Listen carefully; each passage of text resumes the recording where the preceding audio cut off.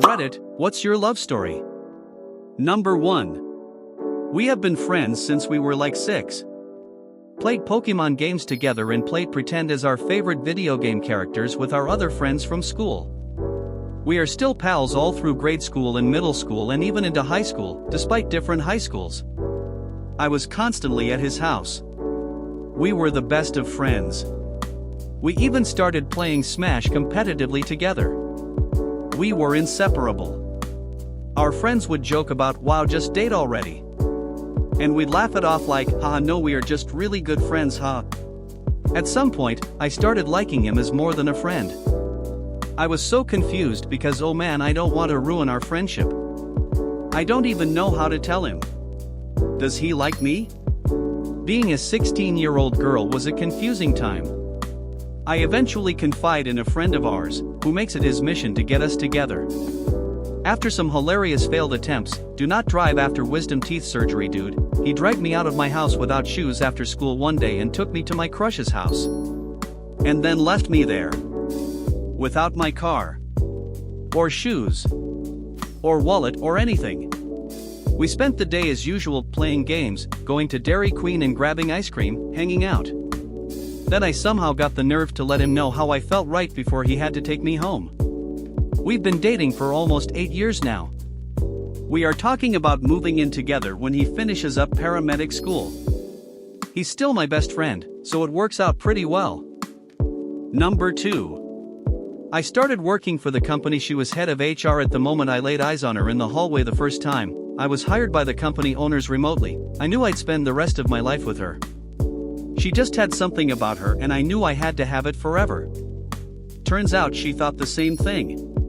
We were both unhappily involved with others at the time.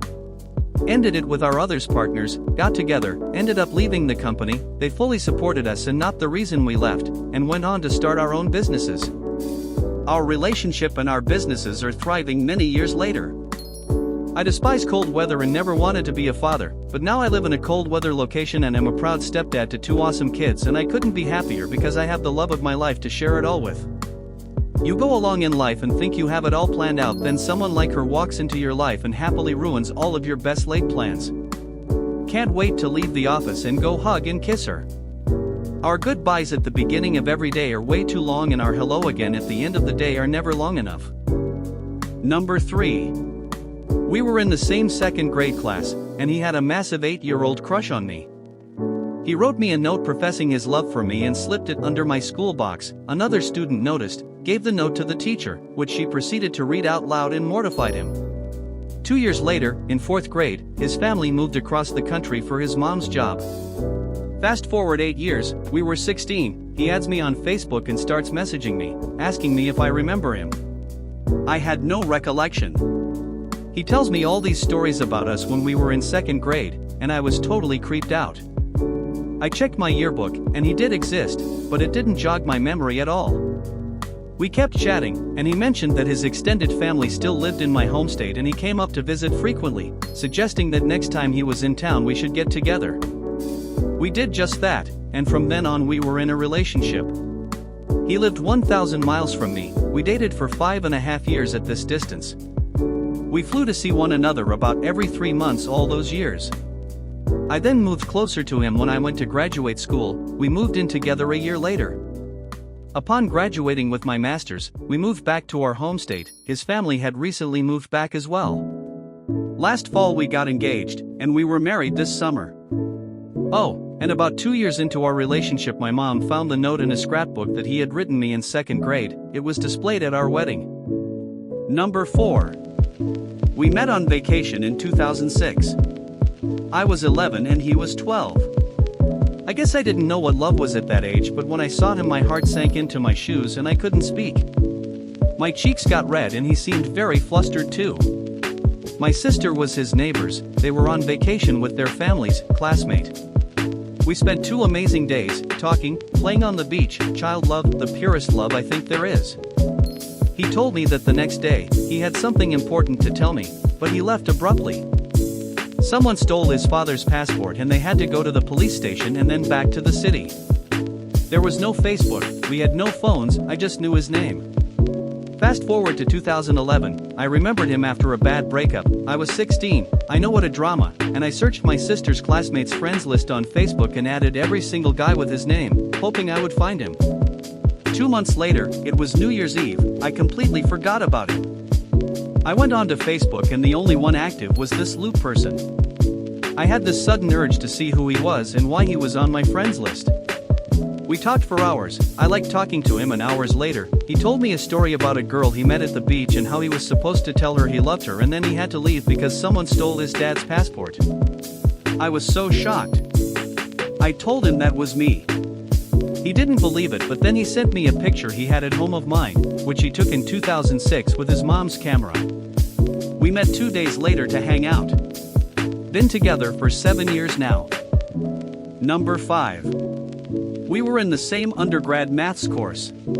We sat down in real analysis and the lecturer asked if anyone knew how to prove that root 2 was irrational.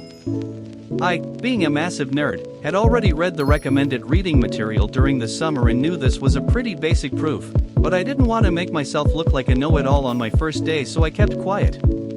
After a few seconds of quiet murmur, a girl in the second row puts her hand up and recites the proof meticulously and accurately. Well, color me impressed, and she looked pretty cute too. I started making friends and we were on our way off campus to grab lunch, and she happened to be asking where everyone was going and we all ended up lunching together. As it so happens, she needed a lift to a train station every day to get back home, and that was on my way back too, so I ended up giving her a lift. A few months down the road she broke up with her then boyfriend and we started dating. It technically wasn't cheating, but I did feel guilty, but we fell in love and did everything together. On Valentine's Day she wrote an incredibly sweet letter to me professing how much I meant to her. Then 9 months later, she ended up taking some dude into her room who was just sleeping on the floor. He had fallen on hard times, was also part of our course and needed some help. I trusted her. We mutually broke up because we knew we didn't have a future together, which was fine, but then she told me she was dating the guy on her floor not a week later. That's when I got up and walked away mid-conversation, and the next 2 undergrad years were filled with awkward silences for my friends to endure. Fun times. I now agree with the phrase, if she'll cheat on him with you, she'll cheat on you with someone else. But, it was love. Young love, but it was definitely love. Number 6. This is long as hell, but it's pretty cute. October of 2016, I matched with a guy on Tinder. He looked like a super serious security guard in his pics, but he was cute as hell and I figured he'd probably be a good time if he loosened up. So we exchanged numbers, and he still seems super serious over text. He asks me to go to a networking event with him later that night, and I accept. He tells me to wear red, and now I'm more interested in serious security guard guy. So I'm out shopping for a red dress when my iPhone runs out of data. I can't receive iMessages unless I'm connected to Wi-Fi. I find the perfect red outfit, head home, and ask him what time the networking event is at and what time we'd be meeting up. I never get a response from him, even once I'm connected to Wi-Fi. I then come to the assumption that serious security guard found another date and ditched me. The next day I receive a text from him that says, "How are you?" I delete his number and tell all my friends about the jerk who told me to wear red, ditched me, then had the nerve to ask me how I was doing the next day, with no explanation of what happened the night before. Later on that day I accompany one of my friends to her doctor's appointment, and connect to the hospital's Wi-Fi while in the waiting room. Within a few minutes of connecting, my phone is flooded with iMessages from the last 24 hours. 4 of which happen to be from the serious security guard. The event is at 7, I can pick you up at 6:30, smiley face, you still wanna go? Hello? You must have dropped your phone in a toilet or something. I felt so bad. Here I had been talking mad things about this dude for ghosting me, meanwhile he thinks I did the same thing to him, yet still asked me how I was doing the next day. I explained what happened. I don't think he believed me, but homeboy was still down to meet up. I was going out of town for a wedding that weekend, so I told him we could hang out when I got back. Sure enough, the night I get back into town he hits me up and asks if I'd like to go to the movies. We're discussing movies and times over text, and then he calls. We didn't end up going to the movies that night, but we did take bong rips on the phone with each other and talk for 4 hours. Serious security guard was actually cool as hell.